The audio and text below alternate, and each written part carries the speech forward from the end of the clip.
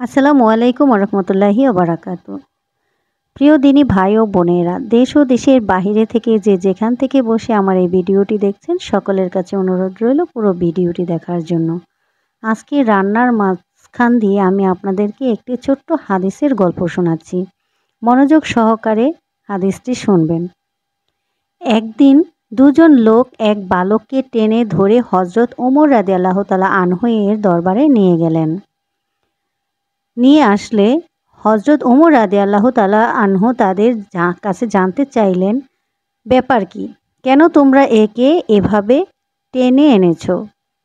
তারা বলল, এই বালক আমাদের পিতাকে হত্যা করেছে।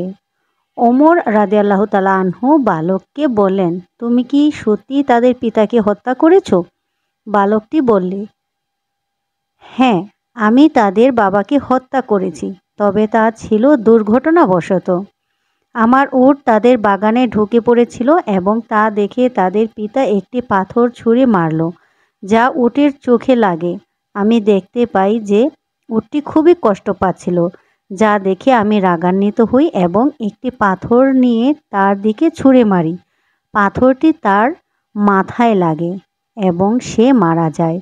ওমর রাদিয়াল্লাহু তাআলা আনহু দুই ভাইকে বললেন, তোমরা কি এ বালককে ক্ষমা করবে? তারা বলল, না, আমরা তার মৃত্যু চাই। ওমর রাদিয়াল্লাহু তাআলা আনহু বালকটির কাছে জানতে চাইলেন, তোমার কি কোনো শেষ ইচ্ছা আছে? বালকটি বলল, আমার পিতা মারা যাওয়ার সময় আমার ছোট ভাইয়ের জন্য কিছু সম্পদ রেখে যান, যা আমি এক জায়গায় লুকিয়ে রেখেছি। আমি 3 দিন সময় চাই, যাতে আমি ওই জিনিসগুলো আমার ভাইকে দিয়ে আসতে পারি।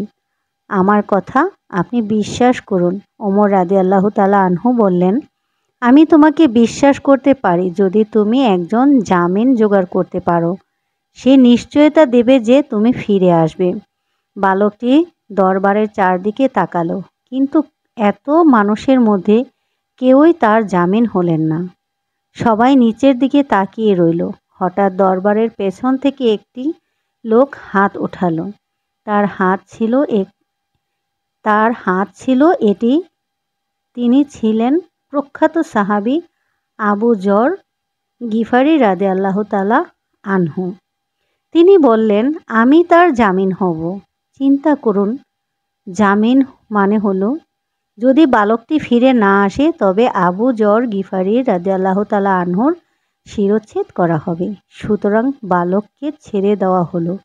প্রথম দিন গেল, দ্বিতীয় দিনেও বালকটি আসলো না।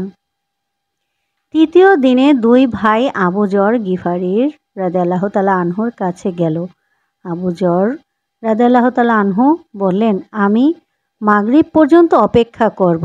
মাগরিবের কিছুক্ষণ আগে আবু যর গিফারি রাদিয়াল্লাহু তাআলা আনহু দরবারের দিকে রওনা হলেন। মদিনার লোকজন তার পেছন পেছন যেতে লাগলো। সবাই দেখতে চায় কি ঘটে। আজকে আবু যর রাদিয়াল্লাহু তাআলা আনহু একটি বালকের ভুলের কারণে আজ জীবন দিচ্ছেন।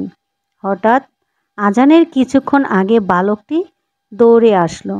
লোকেরা সবাই অবাক হলো। ওমর রাদিয়াল্লাহু তাআলা আনহু বললেন,